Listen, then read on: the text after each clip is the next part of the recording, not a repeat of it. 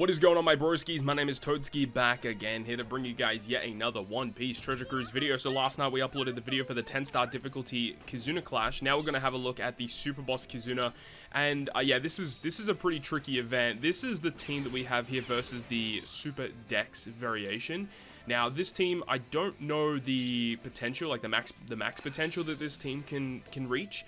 And we are running some pretty obscure units, because the way that you're supposed to get through this particular boss is to essentially use Zorokaku, Luffy, just literally like the new units, right? I don't have the new units, so we have to run something a little bit, something a little bit different. So the thing is there are such really odd gimmicks in this event, in the dex variation, that are so catered towards Lucci and Luffy and then Zorokaku that you have to run some weird units if you don't have them. So utilizing the Lucci and the Luffy character as a captain is really good. They deal with special reverse, very important, because there is 3 turns of special reverse on the final stage. You do see here that we do use Uta very early on in this content. This Sai Uta, by the way, is incredibly valuable if you do not own your own Luffy and Lucci. Being able to avoid the captain shift mechanic or the captain swap mechanic that this Usopp does on stage 2 is very important. Plus, she also provides us with a conditional boost that lasts the entire duration of the fight. And because if you activate a conditional boost against the Sanji here, the Soba mask at the end, he does actually interrupt, which is pretty annoying. So dealing with that is something that you have to take into consideration. I could have got that mixed up, actually. I think it's the strength variation that reacts to conditional burst. Either way, this team gets the job done, which is important. You do see here that we do have Shirahoshi and Manchurian, and I think a lot of people would wonder why we're running that.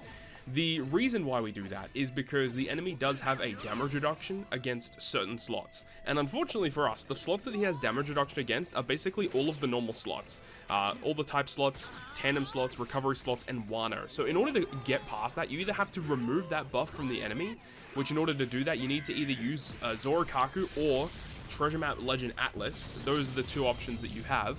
Alternatively, you use Semler slots, bomb slots, or rainbow slots, which is what we do in this instance here. That's the only reason why they're here. And an added bonus is they also provide a 1.2 chain addition, which I guess is nice additional damage. There probably are other options that you could go down. But because we don't have Zorokaku, and I don't really want to use him as a friend captain, this is what we're opting for.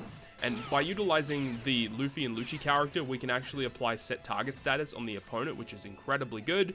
And then obviously we use Kid on stage 2 to deal with the defensive effects, plus Kid allows us to get HP guard to fully abuse the Rush Sugo special ace to its max potential. We also have Luffy on this team, the New Year's Luffy, and because we have double Luffy, we can actually get the super tandem from Uta, and we can also get the EX super and the actual Rush condition activated for ace. So it is important that we have, 2 Luffys on the team to satisfy conditions both for Uta and for ace. So this team works pretty well for now. We'll see how it goes in terms of damage, but overall, not too shabby.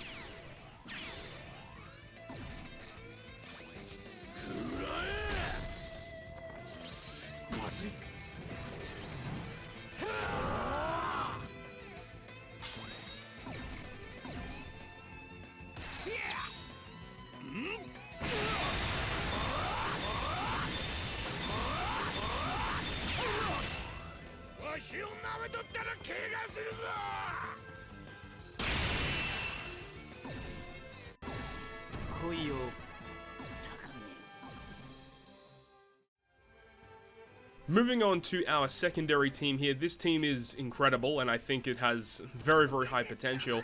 I don't think it's going to reach like 1 trillion damage or anything like that, but it is going to be very good. Shout out to Shippo7 for the original inspiration for this team. It's actually quite a good team overall. It has a lot of damage going on here, stacking all of these abilities together, as we know, all tying together via Zoro and Sanji. No real surprise there.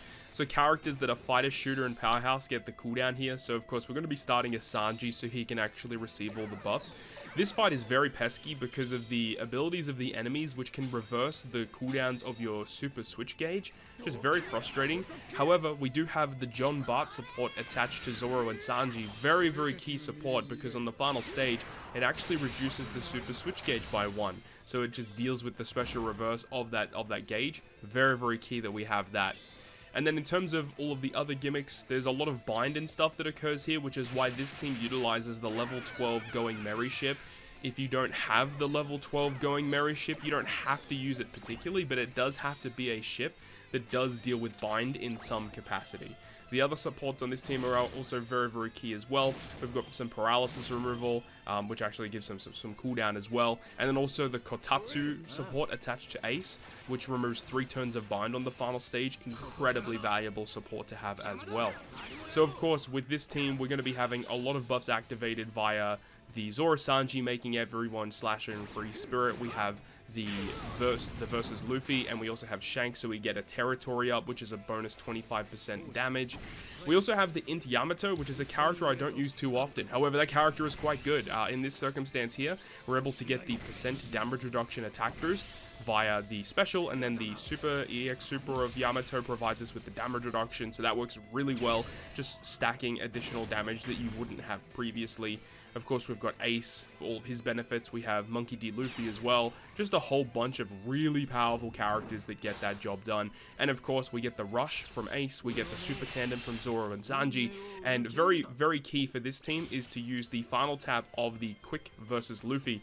Main reason for that is because the way that those final taps that add additional damage at the end kind of work is that they actually bypass enemy resilience. So this team doesn't have to worry about removing the enemy's resilience or end of turn damage. Just by performing our attacks, we're going to be able to remove the gimmick just naturally, which is great. So that's going to wrap it up for me. Hopefully you enjoyed the video. Good luck with your Kizuna farming. Hopefully you enjoyed the video. If you did, make sure to go ahead and leave a like. And if you want to stay up to date with all the content I post, including more One Piece Treasure Cruise content, make sure to hit the subscribe button down below. And that, guys, I'll see you guys within the next video.